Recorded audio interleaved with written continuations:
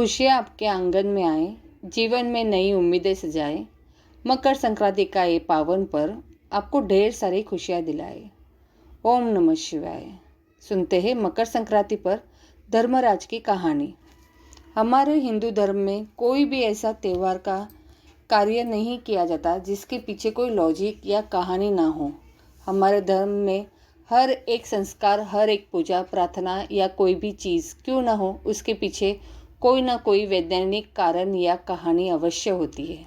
कहा जाता है कि हिंदू धर्म की एकमात्र ऐसा धर्म है जो वैज्ञानिक तथ्यों से जुड़ा हुआ है और कई सारी कहानियाँ भी हमें यहाँ सुनाने को मिलती है। आज हम आपको बताएंगे एक ऐसी कहानी जो मकर संक्रांति से जुड़ी हुई है और आपने शायद ही कभी सुनी होगी।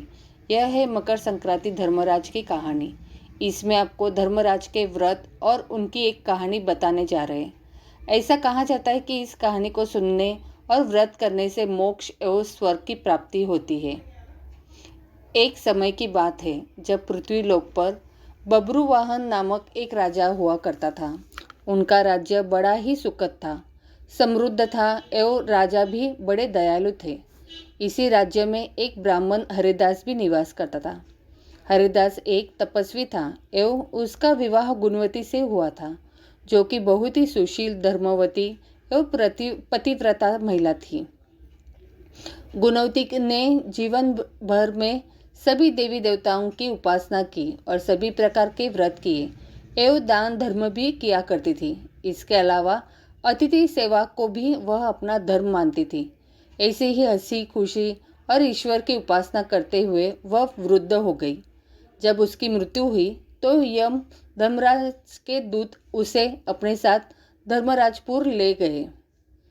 यमलोक में सुंदर सिंहासन पर धर्मराज विराजमान थे और उनके ही पास में चित्रगुप्त भी बैठे थे।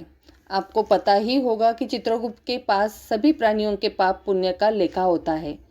चित्रगुप्त प्रभु को प्राणियों का लेखा जोखा सुना रहे थे, तभी वहाँ यमदूत गुणवती को लेकर पहुँचे। गुणवती उन्हें देखकर थोड़ी भयभीत हुई और मुंह नीचे कर कड़ी हो गई।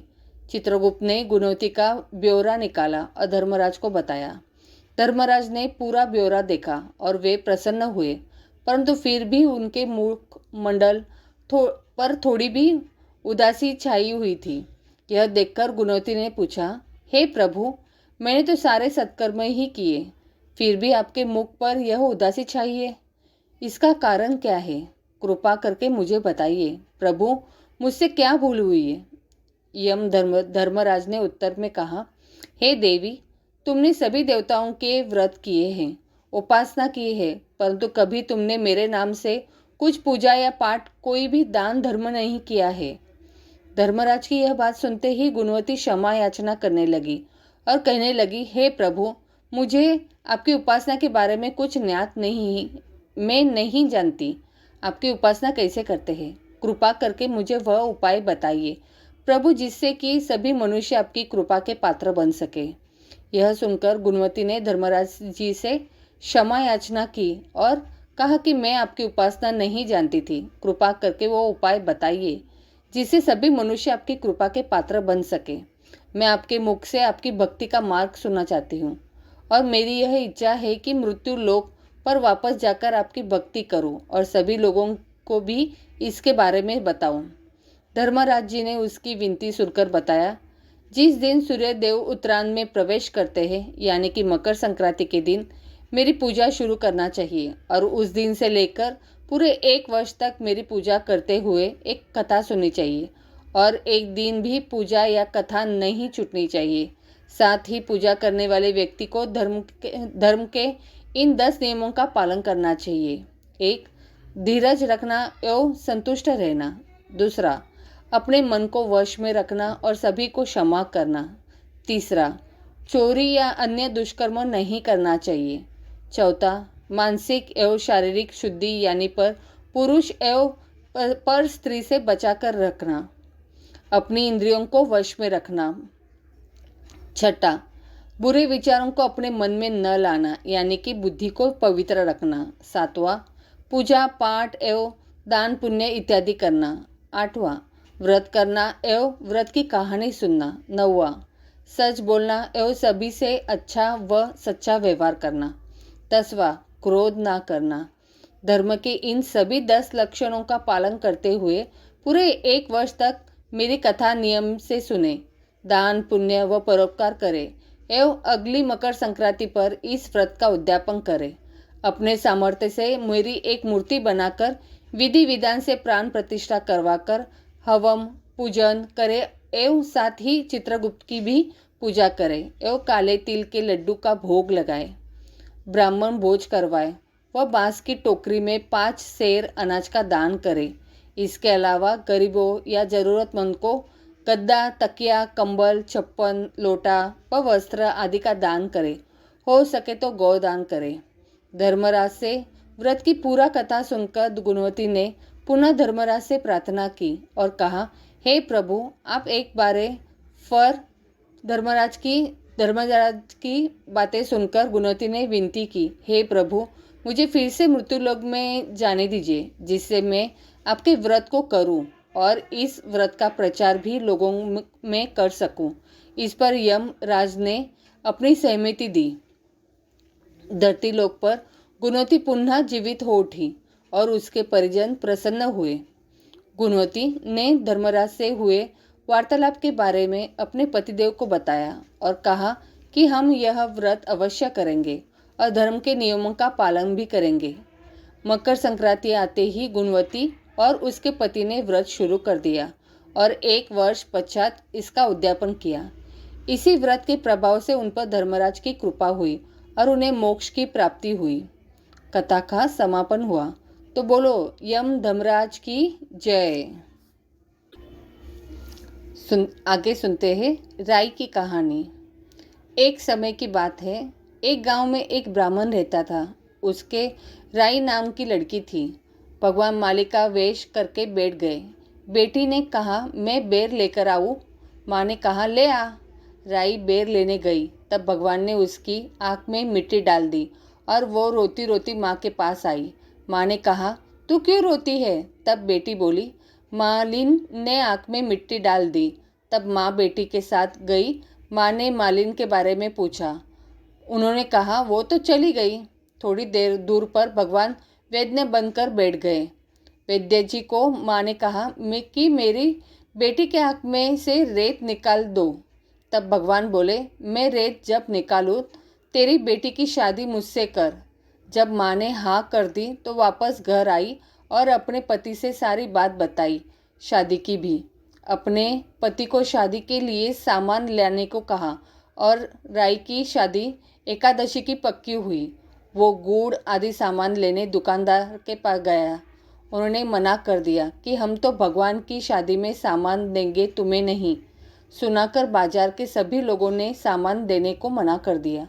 दर्जी के गया तो उसने भी मना कर दिया। खाती हलवाई ने सबने सब चीज़ों के लिए मना कर दिया। राय के पिताजी वापस आ गए।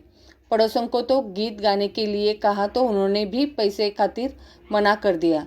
भगवान ने सब काम करने के लिए वहाँ राधा रुक्मिणी को भेज दिया। सारा सामान गाड़ी भर कर भेज दिया। भगवान शाम को राय के साथ शादी करने के लिए बारात लेकर आए और दोनों की धूमधाम से शादी हुई। बोलो राई शालिग्राम जी की जय। शादी होकर भगवान राय के साथ अपने घर पर आए। बोलो राई दामोदर की जय। आगे सुनते हैं पोपाबाई की कहानी। किसी गांव में एक भाई बहन रहते थे। भाई की शादी हो गई थी लेकिन उसकी बहन की शादी नहीं हुई थी। बहन का नाम पोपाबाई था। पोपाबाई हमेशा व्रत और नियम करती थी। एक दिन उसके भाई भाभी ने उसकी शादी के लिए कहा, तब उसने शादी के लिए मना कर दिया। उसने अपने भाई भाभी से कहा, मेरे रहने के लिए गांव के बाहर एक झोपड़ी बनवा दो, मैं उसी में रहकर अपना जीवन व्यतीत कर लूँगी। गांव के सभी लोगों से कहा, हे गांव वालों, आप लोग अपने अपने गाय बछड़े को मेरे झोपड़े के पास घास चरने के लिए छोड़ दिया करो। मैं सभी के गाय बछड़ों की देखभाल किया करूँगी। जो भी बच्चा खुचा खाना हो वह भेज देना, मैं वही खा लिया करूँगी। इस तरह बहुत दिन बीत गए। एक दिन उस देश का राजा शिकार खेलने जंगल को जा रहा था। उसकी नज़र गांव के बाहर बने पोपाबाई के झोपड़े पर पड़ी। राजा झोपड़े के पास जाकर आवाज़ लगाने लगा, यहाँ कौन रहता है? जब कोई भी उत्तर नहीं मिला तो झोपड़े के दरवाजे को खटखटाने लगा। खटखटाने की आवाज़ सुनकर पोपाबाई ने अंदर से ही पूछा, बाहर कौन है? बार बार दरवाज़ा क्यों खटखटा रहे हो? क्या काम है तुम्हें? तब राजा ने उत्तर दिया, मैं इस देश का राजा हूँ, मैं तुम्हारे साथ विवाह करना चाहता हूँ। पोपाबाई ने कहा, अपने महल को लौट जाओ, मैं पराये पुरुष का मुंह नहीं देखती। लेकिन राजा ने उसकी बात पर ध्यान नहीं दिया और बलपूर्वक पोपाबाई को उठाया, अपने घोड़े पर बिठाकर महल की ओर चल पड़ा।